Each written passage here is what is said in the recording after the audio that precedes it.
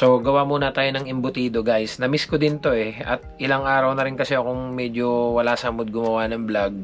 Yung mga napapanood yung ina-upload ko ngayon sa YouTube channel natin is mga ano yon, tapos na. Nagawa ko na siyang vlog. Bale, ipapublish na lang. 2 weeks, until now, wala akong nagagawa. Although marami akong naka-notes na gustong gawin.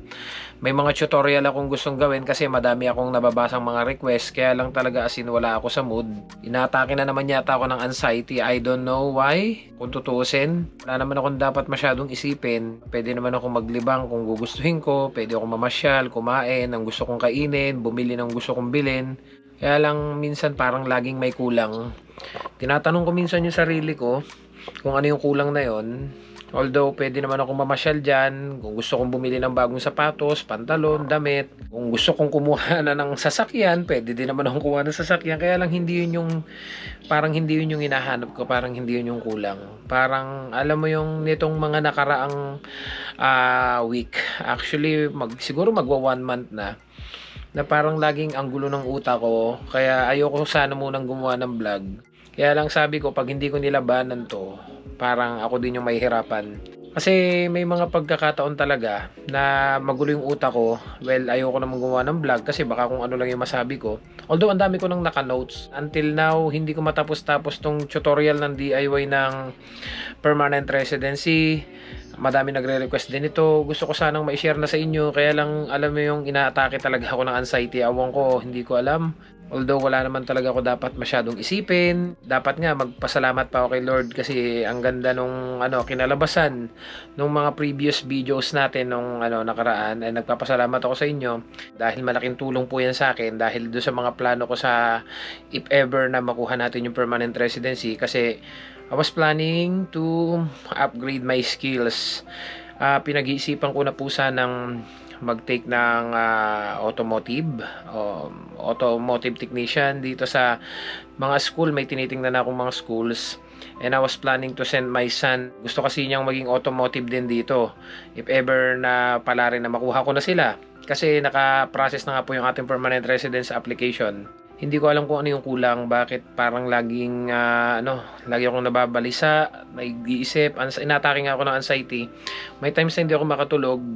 Tapos gagawa ko ng vlog, hindi ko siya magawang i-edit, hindi ko alam kung bakit, parang laging may kulang. So tinatanong ko yung sarili ko, siguro dahil ang tagal ko na rin nasa abroad, almost half of my life, naubos na rin yung buhay ko sa abroad, Saudi, then Taiwan, and then now sa Canada.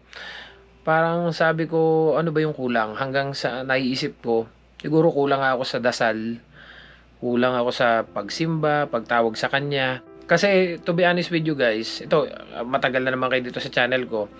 And alam ko sa yung karamihan sa inyo, hindi naman naka-follow sa akin dahil dahil sa mga nangyayari dito sa Canada. Kasi nababasa ko yung ibang comment nyo. Pinalo nyo ako, hindi dahil gusto nyo makarating ng Canada, kundi dahil doon sa buhay ko. So share ko na lang din sa inyo dahil hindi na naman kayo iba sa akin. Madalas ko po nababanggit sa inyo na sobrang thankful ko sa lahat ng blessing na ibinibigay sa akin ni Lord. Pero sa kabila nung mga yon, madalas pa rin ako nakakalimot. Even before, nung nag-Saudi po ako, ay Catholic po. Then pagdating ko ng Saudi, naalala ko dati, dahil nga majority ng mga nakasama kong Pilipino is Muslim. So in-encourage nila akong mag-Muslim dun sa Saudi Arabia. So nagpunta kami ng Mecca, kinalbo ako, talagang lahat ahit na. Then nalimutan ko anong ginawa namin kasi ako yung pinakabata that time eh. Then parang in-encourage kami nilang mag-Muslim. So to make the story short, na-encourage sila akong mag-Muslim at nagustuhan ko naman yung mga pangaral nila. Na hindi ko makakalimutan yung isang bagay na bumiyahe kami from Abha to Mecca. I think 3 days kami bumabiyahe noon, walang kain. Puro tamar lang yung kain namin na shinare nila sa akin. Binigyan nila ako ng isang example. Talagang even before naman, yun na talagang paniniwala ko. Na may puno daw na sobrang laki, pinutol yung kalahati, ginawang santo, yung kalahati, ginawang panggatong. Then sabi nga nila sa akin, then yung kalahati na ginawang santo, dinadasalan daw ng mga Katoliko, Kristiyano. Well, I'm not against naman doon sa ginagawa nila. Kasi nga sabi ko, paniniwala nila yon, I respect them. Pero sabi ko nga, paniniwalaan ko kung ano yung mga nakikita ko. So sabi ko nga, may point naman na yung pagpasok ko ng pagiging Muslim. That time, that was 2006 nung nag Saudi Arabia ako. So yun nga, na-encourage nga nila ako. Kaya during that time na nasa Saudi Arabia ako, nagsasala kami. Hanggang sa nung umuwi na ako ng Pilipinas, hindi ko na siya naituloy. And nagkaroon ako ng girlfriend dati na Iglesia ni Cristo. Sumimba din ako sa iglesia. Na-experience ko din dati yung sumimba sa iglesia. And dahil nga tumutugtog ako, nagbabanda ako, naranasan ko din doon sa Born Again na tumutugtog kami sa simbahan ng Born Again. Actually, may kaibigan pa ako na Iglesia ni Cristo na kasama naming tumutugtog din. So, bawal sa kanila yon, pero sumasama siya sa akin na tumutugtog doon sa Born Again. Pero ang nangyari, pag Sunday, sumisimba pa rin ako sa Katoliko. So, to make the story short, magulo. So, ang dami ko ng relihiyon na nasamahan. Pero parang may kulang, may hinahanap ako. Hanggang sa may nakainuman akong isang pare, hindi ko makalimutan yon. Sabi sa akin ng pare, inihalin tulad niya ako dun sa isang parang katulad ko daw na hinahanap ko kung ano yung relihiyon na gusto kong pasukin. Kaya until now, ganun pa rin. Katoliko pa rin ako, sumisimba ako sa mga Catholic Church dito. Pero sa totoo lang po, nirerespeto ko po ang paniniwala ng iba't ibang reliyon. Yan nga lang, ako, dumedirekta ako magdasal sa itaas. Hindi ako nagdadasal sa mga kung ano-anong ribulto. And at the same time, sinusunod ko na lang kung ano yung nababasa ko na utos ng Diyos. Although hindi ko naman nasusunod lahat dahil alam ko na marami din akong pagkakamali at hindi ako perpekto. Marami pa rin ako nagagawang pagkakamali until now. Kaya tinatanong ko yung sarili ko, nitong mga nakaraan, yun siguro yung kulang sa akin. Kulang ako sa spiritual, kulang ako sa dasal, sa pananampalataya. Kaya siguro kahit na meron ako ngayon ng mga bagay na wala ako dati, may savings na ako, may pera naman tayo, kahit papano, maganda-ganda naman yung sitwasyon ko kumpara doon sa mga nagme-message sa akin na subscribers natin na talagang ang saklap nung dinat na nila dito, walang ipon, kailangan pa lumipat. So marami.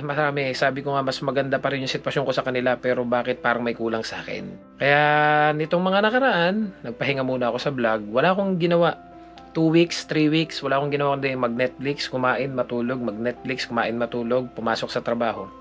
So, doon lang umiikot. Pag day off ko dati, usually nakakagawa ako ng vlog. And then ngayon, naisipan ko to, gumawa tayo ng embutido. Ayan guys. So, namimiss ko kasi din tong gumawa ng embutido. Matagal na. Yun nga lang, hindi ito yung usual na ginagawa kong embutido. Hindi ko na siya nilagyan ng egg and hotdog kasi usually nilalagyan ko siya ng palaman sa loob na hotdog at saka egg. Medyo tinamad ako ngayon. I don't know, sana sa mga susunod na araw maging okay na ako. Alam niyo po kung sa totoo lang kung habol ko lang ay pera at itutuloy-tuloy ko yung paggawa ng video ay napakalaking tulong po sa aking income. Kaya lang po talaga, minsan kasi hindi lang pera yung nagpapasaya sa akin eh. Sabi ko nga, kung tututukan ko lang to, mag-daily vlog ako, kahit na wala ng kwentang vlog, gawin ko. Para lang sa views, para lang sa pera. Talagang malaki yung kikitain ko. Kaya nga lang po, hindi lang pera kasi yung hinahabol ko. Alam niyo po yung mga nababasa kong mga comment ng ibang kababayan natin na ako daw yung dahilan kaya sila nakarating sa Canada. Wala pa daw sila dito sa Canada. Ako daw yung naging inspirasyon nila kaya sila nakarating dito. So, yun po ba yung gusto kong itanim sa isip ng tao na kahit papano, na kapag wala na ako dito sa mundo, minsan sasagi sa isip nila na kahit papano, yung isang video ko, nakatulong sa kanila para mabago yung buhay nila. Kasi yung pera, napakadaling kitain kung gugustuhin mo lang eh. Kaya lang hindi lang talaga pera yung nagpapasaya sa akin.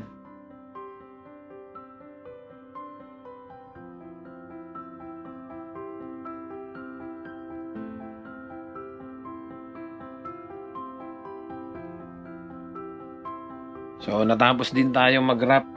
1, 2, 3, 4, 5, 6, 7. So, naka 7 tayo guys. Yung konting natira, inilahat ko na dito kaya medyo malaki tong isang to.